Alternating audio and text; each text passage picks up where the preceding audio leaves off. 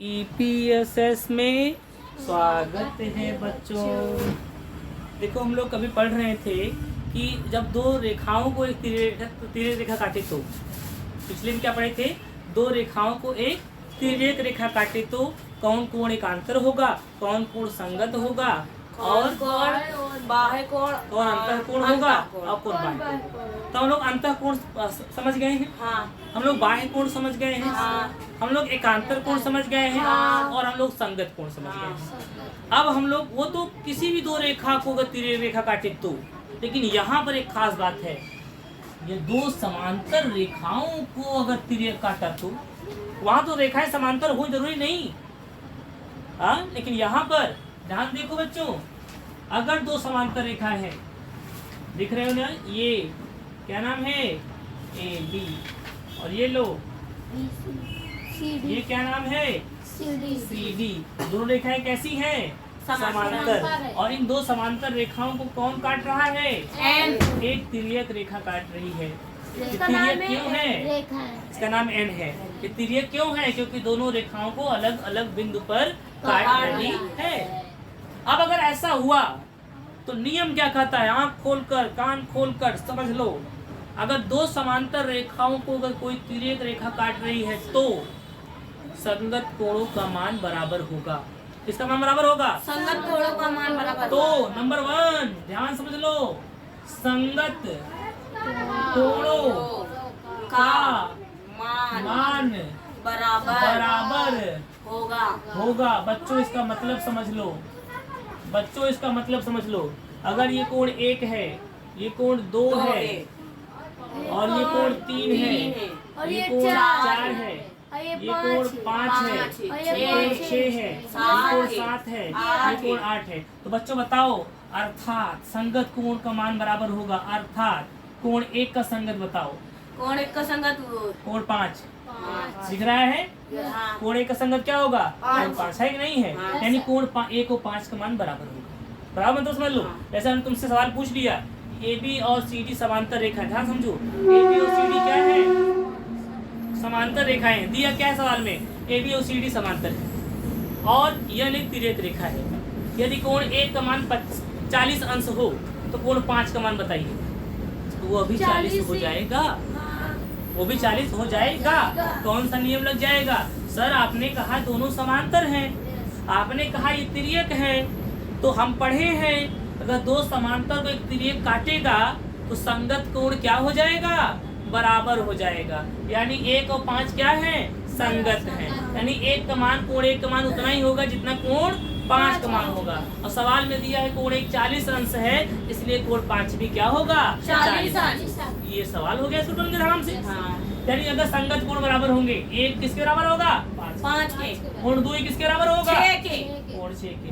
कोण 3 किसके बराबर होगा? 7 के। कोण 7 के। कोण 4 किसके बराबर होगा? 8 के। बच्चों अगर हम कह दें दोनों रेखाएं समांतर है, तिर्यक रेखा है, कोण 1 दे दे तो 5 बता दोगे? कोण 2 दे दे 6 बता दोगे? कोण 3 का मान दे दे 7 बता दोगे? कोण 4 का मान दे दे 8 का बता दोगे? आसान, लेकिन तब बता दोगे तुम्हें यह नियम मालूम रहेगा। ये क्या है? रूल है। क्या है? रूल। दो समांतर रेखाओं अगर एक तिर्यक रेखा काटा तो समांतर कोण क्या होंगे? असंगत कोण क्या होंगे? बराबर हो जाएंगे। संगत, लेकिन रेखाएं समांतर होनी चाहिए। रेखाएं क्या होनी चाहिए? समांतर। और तब तिर्यक काटा तब ऐसा होगा। पिछला जो बताया था उसमें रेखा समांतर नहीं, उसमें संगत कोण तुम्हें बता रहे थे क्या होता है। दूसरा बच्चों, इसमें दूसरी बात आती है, एकांतर कोण का मान बराबर होता है।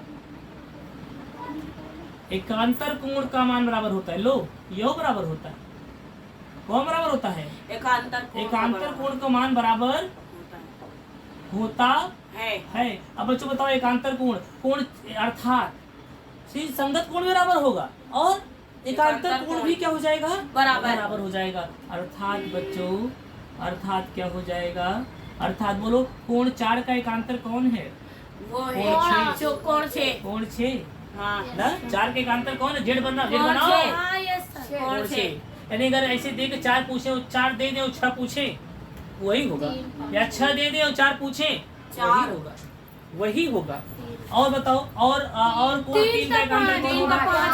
कोण 3 का एकांतर कौन होगा? 5। 2 नियम पढ़ लिए। क्या पढ़ लिए?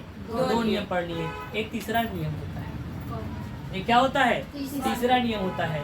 तीसरा नियम यह है, अंतः कोणों का योग 180 अंश होता है। क्या होता है? तो एक और नियम है, वो अब इसके बाद बताते हैं। ये समझ में आ गया? Yes sir. समझ में आ गया? तो तिर्यक रेखा के एक ओर के अंतः कोणों का योग 180 अंश होता है। देखो तीसरा नियम लिख रहे हैं, ध्यान सुनो। तीसरा नियम ध्यान समझना, तिर्यक रेखा के ध्यान समझना, तिर्यक रेखा के एक ओर, किधर?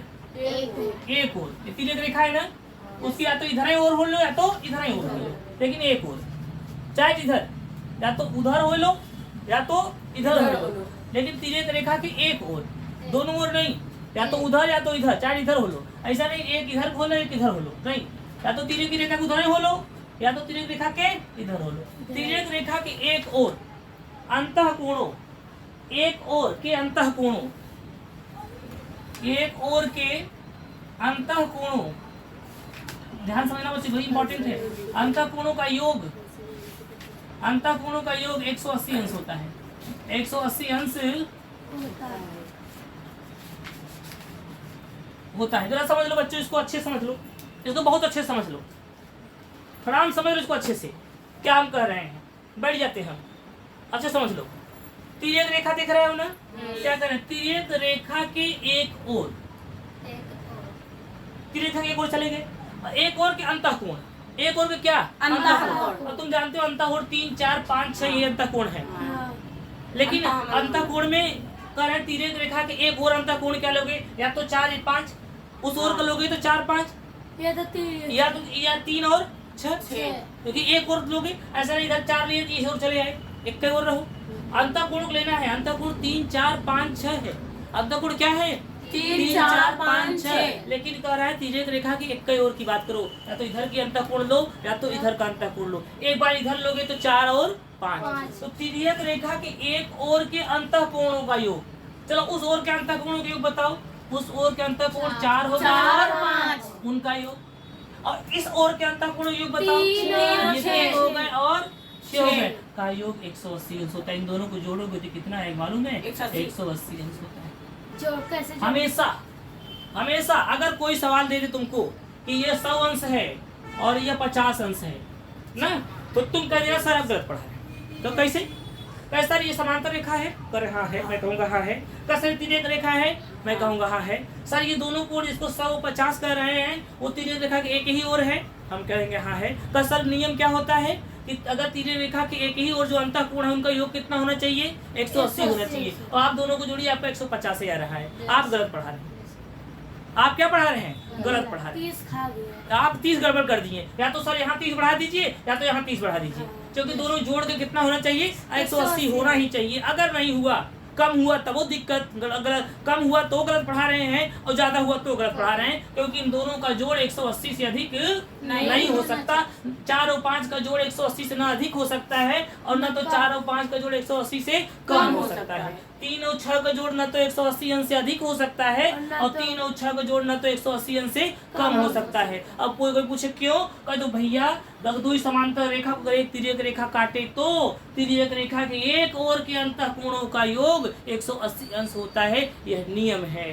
क्या है? यह नियम है। बच्चों हम लोगों ने 3 नियम पढ़ लिया, 3 नियम पढ़ लिया, उसको दोहरा लेते हैं। ये 2 समांतर रेखाओं को यदि एक तिर्यक रेखा काटे तो संगत कोणों का मान बराबर होता है, एकांतर कोणों का मान बराबर होता है। तिर्यक रेखा के एक ओर के अंतः कोणों का योग 180 अंश होता है। चलो बोलो thank you sir. Thank you sir.